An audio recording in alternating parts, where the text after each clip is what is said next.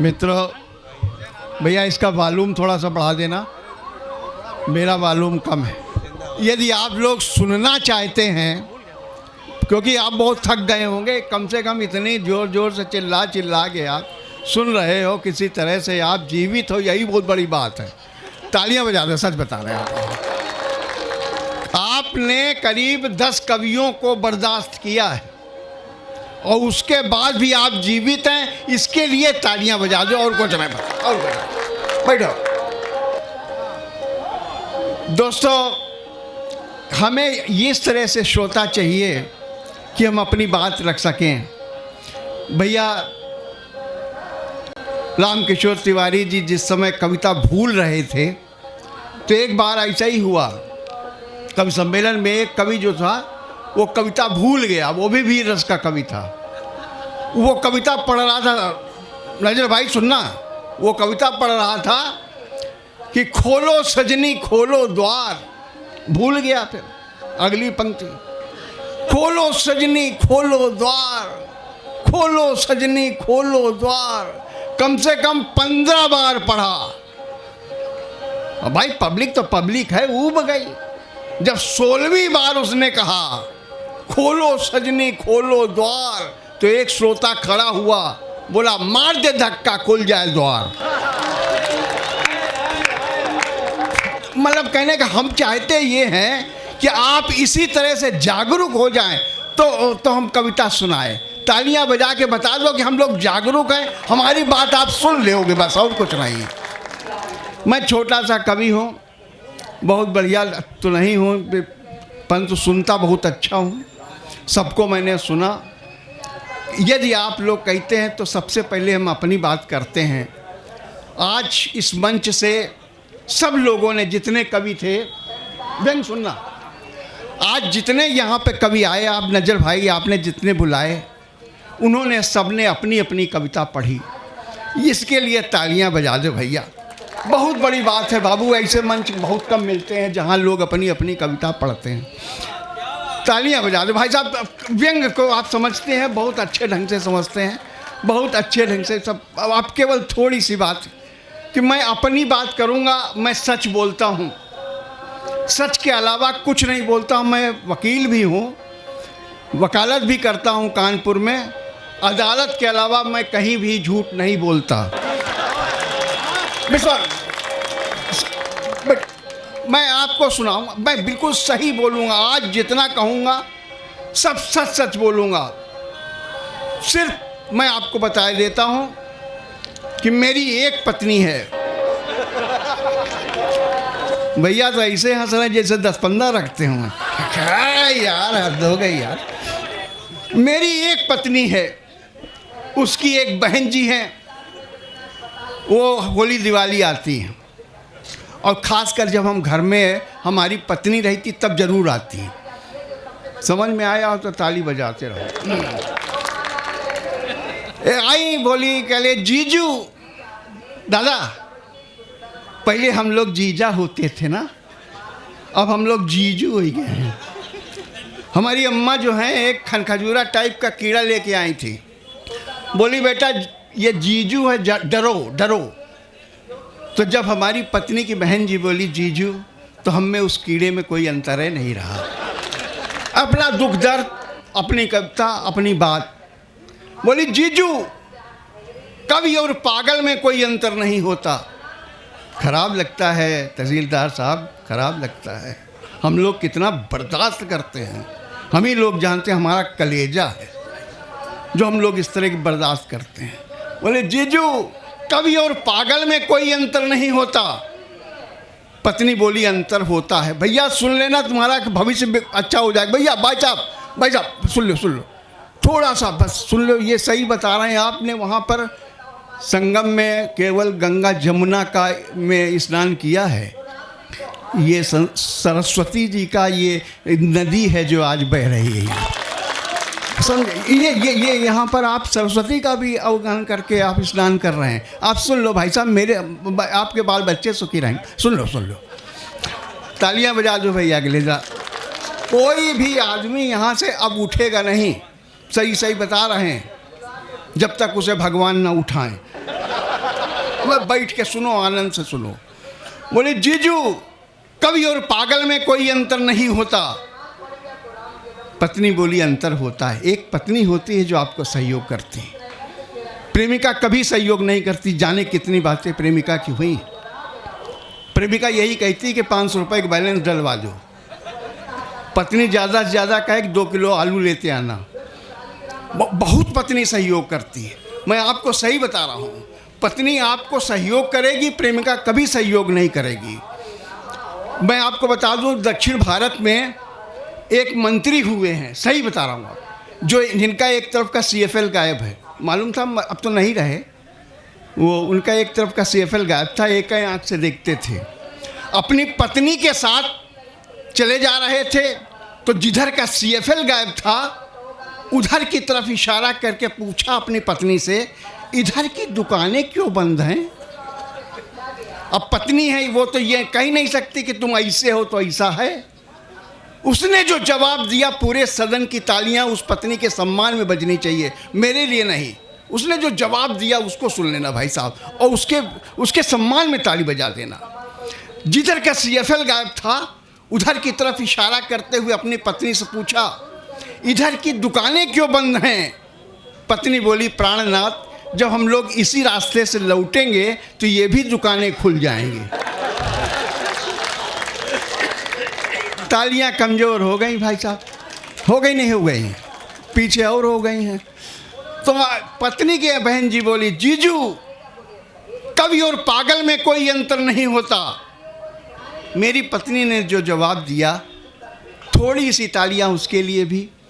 यदि आपको लगे, और मैं समझ लूँगा कि आप लोग सुन रहे हैं, अब घर जाने की जल्दी नहीं है, तब तो मैं आगे बढ़ूंगा, नहीं तो नमस्कार भी कर लूँगा। भाई साहब सही बता रहा हूँ। यदि आप लोग नहीं सुनना चाहते हैं तो हमें सुनाने की भी कोई बात नहीं होती। पत्नी की बहन जी बोली, जीजू, कवि और पागल में कोई अंतर नहीं होता। पत्नी बोली, अंतर होता है। सुनना भाई साहब, उसका जवाब सुनना। कवि की बहन जी बोली, कवि और पागल में कोई अंतर नहीं होता। पत्नी बोली, अंतर होता है, पागल ठीक हो सकता है। जो समझे आया तो वो पीछे वालों को थोड़ा सा हम लगे कि आप भी समझ गए, जोरदार ताली बजा दो। हमें लगे और कब, हम तो भ्रम में जीते ही हैं। बट सुनना, एक छोटी सी बात और कहना चाहता हूँ। बात तो बहुत वैसी है, परंतु बड़े प्रबुद्ध लोग बैठे हुए हैं। मैं कभी कभी सोचता हूँ कि मैं इतना सच बोलता हूँ तो मेरा हश्र क्या होगा। मैं जानता हूँ क्या होगा, सच बोलने वाले का हश्र क्या होता है ये आप लोग सब समझते हैं। कभी कभी ये भी सोचता हूँ कि ये व्यक्ति बहुत पवित्र है। सुनना भाई साहब, बहुत प्रबुद्ध लोग बैठे हुए हैं। सुनना, ये लोग बहुत पवित्र लोग बैठे हुए हैं। ये आदमी बहुत पवित्र है, इसको किसी अपवित्र ने छू लिया, वो अपवित्र हो गया, वो अपवित्र हो जाता है। तारीफ देखो भाई साहब, जो बहुत पवित्र है, जिसको अपवित्र ने छू लिया वो अपवित्र हो जाता है। परंतु मैं ये नहीं देख पाता हूँ कि जो पवित्र है, जिसने उस अपवित्र को छुआ, वो पवित्र क्यों नहीं हुआ। संकेतों के माध्यम से बात कह रहा हूँ। आप लोगों को समझ में आए तो आए, नहीं समझ में आए तो भी आए, हमें क्या फ़र्क पड़ता है। परंतु सच यही है कि यदि आप इस तरह को देखेंगे, आप क्यों नहीं इतने पवित्र हो जाते कि आप अहिल्या उस शिला को छू लें और अहिल्या पैदा हो जाए। आप क्यों इतने नहीं पवित्र हो पाते हैं कि आप जूठे बेर खा लें और वो सबरी आकाश छूने लगे, वो पवित्र हो जाए। परंतु आपको कभी कोई अपवित्र छू लेता है तो आप अपवित्र हो जाते हैं। ये नहीं समझ में आता, आज तक नहीं समझ में आया। यदि आपको कभी समझ में आए तो निश्चित रूप से हमें भी उत्तर दीजिएगा। और मैं सच बोलने की कोशिश में इस तरह की बातें कर जाता हूँ तो मैं जानता हूँ कि मेरा हश्र क्या होगा। ये छोटी सी कविता सुन लीजिए, उसके बाद मैं आपसे राम राम करूँगा।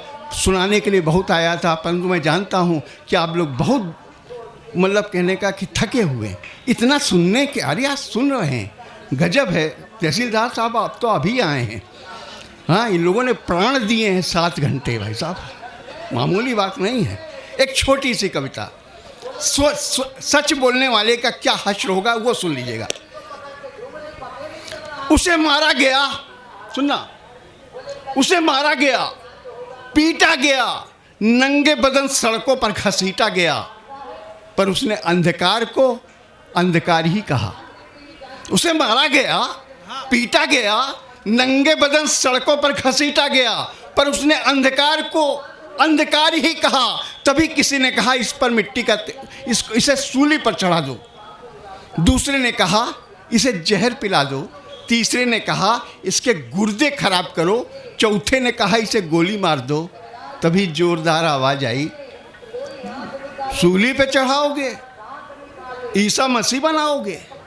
अरे इसे जहर भी मत पिलाना, नहीं तो इसका नाम इतिहास में आ जाएगा, ये सुकरात हो जाएगा, और माना कि तुम इसके गुर्दे खराब करोगे, जयप्रकाश नारायण, फिर इसको डायलिसिस पे रखोगे। मैं तुमसे पूछता हूँ कि सिर्फ 2.5 साल के लिए सब क्यों करोगे? सिर्फ 2.5 साल के लिए सब क्यों करोगे? और इन पंक्तियों पे तुम्हें आपका आशीर्वाद ले ही लूँगा। इसे गोली भी मत मारना, नहीं तो एक समाधि और बन जाएगी, कसम खाने वालों की संख्या बढ़ जाएगी। इसे गोली भी मत मारना, नहीं तो एक समाधि और बन जाएगी, कसम खाने वालों की संख्या बढ़ जाएगी। तभी किसी ने कहा इस पर मिट्टी का तेल छिड़को और जिंदा जला दो। इन पंक्तियों को सहेज लीजिएगा। प्रबुद्ध लोगों के बीच पढ़ रहा हूँ।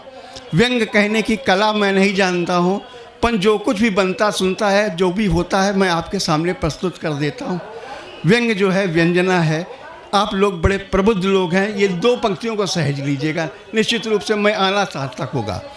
तभी किसी ने कहा इस पर मिट्टी का तेल छिड़को और जिंदा जला दो। दूसरे ने कहा ये सब करना बेकार है, क्योंकि इस तरह से तो हमारी देश की बहुओं को जलने का अधिकार है। क्योंकि इस तरह से तो हमारी देश की बहुओं को जलने का अधिकार है। और फिर ये सच बोलता है। सुनना भाई साहब, महासंघ के लोगों, मैं यदि सच बोल करके यहाँ से जा रहा हूँ, यदि मैं सच कह रहा हूँ, तो आप महसूस करिएगा कि ये बात सच है कि नहीं। ये सच बोलता है, ये सच ओढ़ता है, सच बिछाता है, सच चलाता है। तभी किसी ने कहा सच बोलता है, सच ओढ़ता है, सच बिछाता है, इसे खुला छोड़ दो, अपने आप समझ जाएगा ये हिंदुस्तान है प्यारे, ये भूखों मर जाएगा, ये भूखों मर जाएगा, ये भूखों मर जाएगा। आज बहुत अच्छा कार्यक्रम हुआ, ये ऊंचाइयों तक पहुंचा। भाई रामकिशोर तिवारी की जो संचालन होता है, अरे हम लोग नहीं सुनना चाहते। अरे दादा वो सुनना चाहते हैं, बहुत अच्छी कविता, 5 मिनट की कविता, एक बार तालियां बजाइए वो कविता हो जाए। दादा दादा वो पढ़ रही है कविता, अरे वो कविता बहुत अच्छी है। जब बड़े थके हुए, अरे कोई थका नहीं है, या सुनना चाहते हो तो ताली बजा दो। बहुत अच्छी कविता है। और जहाँ जहाँ कहीं आपको समझ में आए तो वहाँ पर आपका रिस्पांस मिलना चाहिए, अच्छी कविता होनी चाहिए। तो ऐसा लगता है कि आप सुन रहे हैं, या ऐसा लगता है जैसे बोले धरे हैं मूंगफली के, तो बड़ा खराब लगता है। नहीं दादा पढ़ें, नहीं सुन इस कविता को पढ़ें। सुनना भाई जी। इसके लिए भूमिका में एक बात कहना चाहता हूँ कि मैं वकालत करता ही हूँ, बता रहा हूँ। हमारे एक मित्र हैं, उन्होंने घर बनवाया था, तो गृह प्रवेश में हमको बुलाया था। तो गृह प्रवेश में बुलाते हैं तो वहाँ खाना वाना खिलाते हैं। सुनना भाई साहब, भाई साहब नहीं सुनना चाहते यार? अरे नहीं चाहते हम जी जी जी जी। भाई साहब मतलब कविता को हमने प्राणों से जिया, इसलिए थोड़ा सा ये चाहता हूं कि आपका थोड़ा सा मिले। ये जो 5 मिनट की कविता है। जी जी जी। मैं कोई जरूरी नहीं है मुझे सुनाना, नहीं दादा सुनना, क्योंकि आप सुनना चाहते हैं, आप प्रबुद्ध लोग बैठे हुए हैं, मन होता है। तो मैं उनके यहाँ घर गया, तो उन्होंने गृह प्रवेश था, तो गृह प्रवेश में खाना ना खिलाया। खाना ना खिलाने के बाद बोले कल हमारा घर देख लो। व्यंग भी होता जाएगा साथ साथ, यदि आपको समझ में आएगा तो आनंद मिलेगा जी। बोले कि ये पार्टी को वो गैराज बनाया है, इसमें हम अपने कार रखेंगे। हमने कहा बहुत अच्छी बात की। कहले ये बालकनी बनाई है, इसमें हम बैठेंगे तो आते जाते लोगों को देखेंगे। हमने कहा देखोगे क्या, ताकोगे? गलत तो नहीं कहा? तालियां बजा दो, मैं सही बोल रहा हूँ। उसके बाद वो तहसीलदार साहब वो उन्होंने बेडरूम को बेडरूम कह दिया। वाह। तो हमने कहा खराब रूम काहे बनवाए, हमने ये तो ठीक कहा ना। हमने कहा वैसे देखा जाए तो रूम बनवाना ही नहीं चाहिए, जितनी भी घटनाएं होती हैं रूम में होती हैं। सही बात। तालियां बजाओ। उसके बाद वो उन्होंने अपना बाथरूम लेट्रिन दिखाया। वाह। तहसीलदार साहब बाथरूम लेट्रिन दिखाया। अब चूंकि उनका खाना खा चुके थे तो उनकी लेट्रिन देखनी पड़ी। तो ये हमारे साथ हुआ जो हमने वो बता रहे हैं। फिर इसके बाद उन्होंने अपना एक पूजा घर बहुत अच्छा बनवाया था। उसमें रामचंद्र जी, सीता, लक्ष्मण के चित्र लगे थे। उसके ऊपर एक नेताजी का चित्र लगा था। तो आश्चर्य होता है, उसमें रामचंद्र जी, सीता, लक्ष्मण के चित्र के ऊपर एक नेताजी का चित्र लगा। तो हमने यार पूछा कि रामचंद्र जी, सीता, लक्ष्मण के चित्र के ऊपर नेताजी का चित्र लगाया।